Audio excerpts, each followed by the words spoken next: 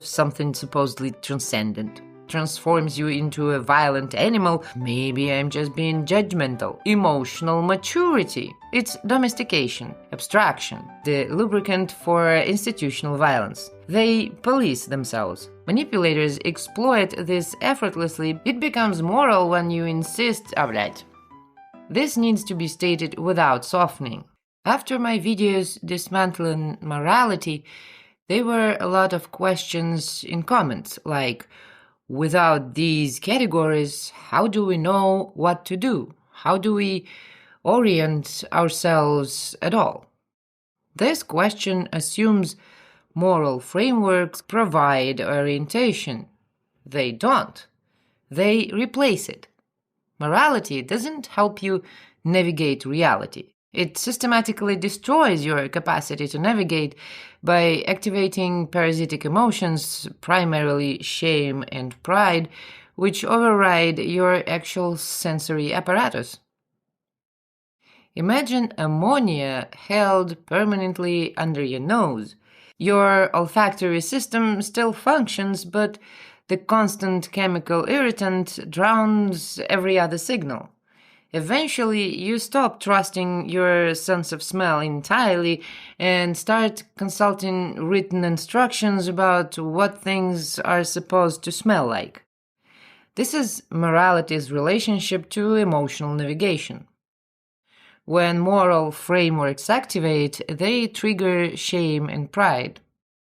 I am defective or I am superior. These aren't informational. They're control protocols, and they systematically suppress the signals that tell you what's actually happening. For example, your partner manipulates you. Natural signal would be anger, boundary violation detected, autonomy under attack. Moral programming intercepts. Don't judge, give them a chance, be forgiving and understanding. Maybe you're overreacting. Anger gets buried under shame for experiencing anger. The signal telling you something critical just disappeared. This substitution is constant. Morality replaces direct perception with procedural compliance. And because the procedure arrives labeled as maturity or compassion, you learn to treat your actual perceptions as character defects. Strip the parasitic overlay and 6 informational signals remain. Not moral assessments, but data about your relationship to what's occurring.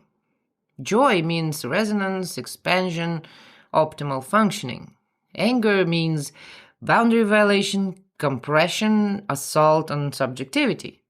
Disgust signals incompatibility, toxicity, fundamental mismatch. Fear means specific threat detected, danger present, you're at risk. Sadness means loss, something valuable has ended. Surprise means modal reality mismatch, new data available. These existed before morality. They exist in every animal with a nervous system. They don't evaluate virtue or sin. They report what's happening and how it impacts you. When these signals operate without interference, external moral codes become unnecessary. The information is already present. How many times have you known someone would betray you, a situation would collapse, that you needed to leave? And how many times did you override that knowing with moral protocol? Don't think badly of people, I should be more open-minded, give them the benefit of a doubt, maybe I'm just being judgmental. That faint recognition in the back of your skull, the one you dismissed as uncharitable, that was your mind reading patterns and transmitting data. Your intuition functioned correctly. Morality censored it. Then later, when events confirmed exactly what you detected, you remember. I knew. I fucking knew. You did. Your navigational apparatus worked.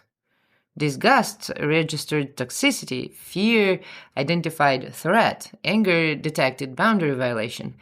But the moral filter classified those signals as personal failures, so you suppress them to comply with the protocols about how you're supposed to evaluate other people. This is what the system labels emotional maturity. Here's what institutions actually mean by emotional maturity: your capacity to suppress accurate danger signals because acknowledging them violates moral programming. The emotionally mature subject is someone who has systematically disabled direct emotional perception. They've installed shame as a background process running constantly. They've replaced authentic response with predictable behavioral scripts. They've internalized an observer who punishes them before external authority needs to intervene. In other words, it's domestication. The so-called emotionally mature person doesn't push back when boundaries are violated. They don't exit when harm occurs. They absorb, accommodate, rationalize, and most critically, they do this automatically, without external enforcement. They police themselves. This is why you don't notice institutional violence. It's always gift wrapped in the greater good, public safety, or social responsibility. You absorb systemic exploitation and the erosion of your autonomy because the system has declared these things good. And more importantly, it has declared that questioning them is immoral, selfish, or dangerous. You don't resist because the moment you feel the impulse to push back, the shame protocol fires. You've been trained to feel like a bad person for simply wanting to protect your own boundaries from the state or the institution. Morality is the lubricant for institutional violence. It ensures the victim doesn't just submit, but feels a moral obligation to participate in their own subjugation. Meanwhile, the system classifies people without this self-policing mechanism, narcissists and psychopaths, as emotionally immature because they're unmanageable through shame. They can't be controlled via internal moral programming. And notice, those same immature people consistently occupy positions of institutional power. Not despite their rejection of shame, but because of it. They execute systemic violence without internal moral conflict. They're functional exactly where ruthlessness without hesitation is required. The mature ones absorb the violence. The immature ones deliver it. Both serve the same structure. Now, the predictable objection. If I abandon moral categories, does that mean I can't evaluate anything? Let's see. Moral judgment declares this violates universal law, this is objectively wrong, all right-thinking people must agree. It speaks from the system's position, not yours. It delegates evaluation to external code, removing personal agency. And it expands moral judgment, radicalizes, propagates, demands collective action, seeks elimination of the transgressor. Personal assessment states, this harms my functioning, this interaction is incompatible with me, or this is uncomfortable. It speaks from direct experience. It remains bounded. You're not proving the person is universally defective. You're noting this specific dynamic doesn't work for you personally. Consequences diverge massively. Personal assessment leads to boundary enforcement and ending contact. Moral judgment leads to crusades, purges, violence in service of something supposedly transcendent. You can absolutely conclude someone is an asshole based on your experience of them. That's not moral evaluation, that's compressed observational data. It becomes moral when you insist that assessment must be universal, that everyone should reach your conclusion, that the person deserves punishment for their moral failure. Personal assessment doesn't generalize into bigotry. You cannot authentically derive all immigrants are dangerous from direct experience unless you've somehow personally encountered all immigrants and found every single one threatening. Xenophobia requires moral infrastructure, statistic, narratives, ideology, abstraction. A living subject can only assess what they've actually encountered. You may ask, but if I just act on my emotions, won't I become violent? Won't I lose all control? This fear reveals that control has already been lost. The people asking this question are describing their current state, not a hypothetical future. Emotion is signal, action is choice. Morality deliberately conflates these because maintaining the distinction would expose that moral control isn't control. It's automated reactivity performing as virtue. Let's see what actually occurs under moral programming. People-pleasing happens before you decide anything. It's compliance on autopilot. The fawn response is immediate submission to threat, not a choice. Freeze is the system shutting down entirely with no agency left inside it. And reflexive guilt is just self-punishment firing automatically without any real assessment. These aren't decisions, they're scripts. None of this represents control. These are programs executing on predetermined pathways. Manipulators exploit this effortlessly because there is no pause, no consideration, no subject making decisions, just predictable subroutines running. Actual control isn't suppression. It's access to the signal and the freedom to choose a response. Anger simply tells you a boundary was crossed. Then the choice appears. Leave, speak up, defend yourself, or decide it's not worth acting on. The emotion doesn't command you, it informs you. The fear that removing moral constraints transforms you into a violent animal is backward. Violence in service of abstraction occurs when subjects vanish and agents execute protocol. The person who feels anger, recognizes what it signals, and selects a response is far less dangerous than the person running moral subroutines who receives permission to punish the wicked or, like in Milgram's experiment, electrocute someone because an authority told them to. The violent impulse isn't being heroically restrained by moral training. It isn't there. What exists is capacity to register violation, experience corresponding signal, and make an actual decision. That capacity only emerges when parasitic emotions stop drowning the information. This needs to be stated without softening. Until you remove the moral programming, you don't have choices. You have the illusion of choosing between options the program permits.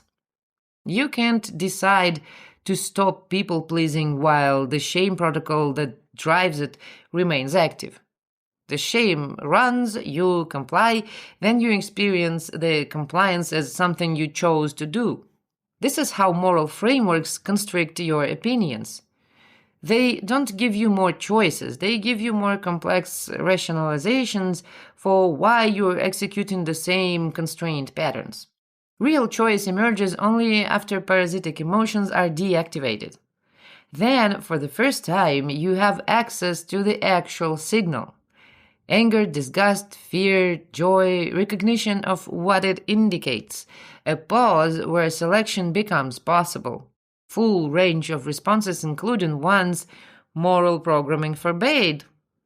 This isn't following your emotions blindly. It's the first time your emotions can provide information instead of executing control scripts. Some people need a cognitive framework to articulate what their emotions already show them. Vectors provide that without smuggling moral evaluation back in. Instead of, is this person morally defective, ask what direction does this interaction move? Manipulative partner compresses your autonomy, constrains available choices, destroys your capacity to function as subject. Resonant friendship expands possibility space, liberates thinking and action, creates rather than destroys.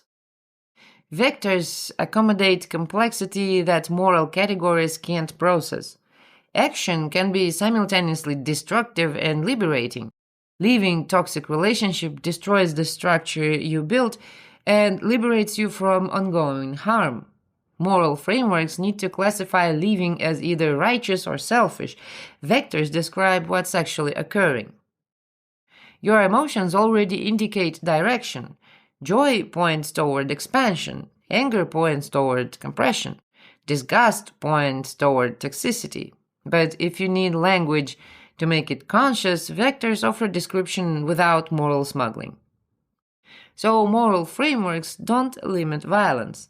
They make it scalable. Personal assessment ends at the boundary. This harms me, I'm leaving. Moral judgment expands outward. This is evil, it must be eliminated. That difference is why personal judgment can't produce crusades or genocides, and moral judgment can. This is morality's actual function at scale. It transforms subjects into agents executing systemic violence while experiencing themselves as virtues. Personal judgment can't do this. I think this person is an asshole doesn't scale up to we must eliminate all people like this. It terminates at individual assessment. So when moral overlay is removed, what remains? Situation occurs. Your brain registers emotional data. Joy, anger, fear, disgust, whatever's relevant. You recognize signal as information, not command. You consider available responses. You select action based on what serves your functioning, not what performs virtue. No external validation required. No universal law invoked. No certainty that others must share your assessment. Just, this is my experience, this is what it indicates, this is my selected response. People who've run moral programming their entire lives find this terrifying.